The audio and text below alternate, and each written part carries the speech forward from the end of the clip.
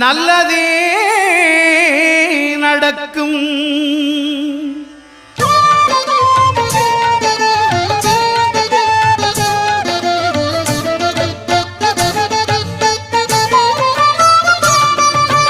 ஒன்பது கோளும் ஒன்றாய் காண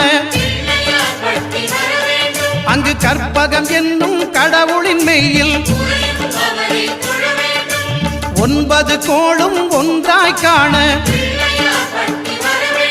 அங்கு கற்பகம் என்னும் கடவுளின் மெய்யில் சூரியன் முதலாய் 9 கிரகமும் பலவித குணங்களை கொண்டிருக்கும். எங்கள் கற்பக தருவில் அவை வரும்போது ஒன்றாய் சேர்ந்து பலனளிக்கும்.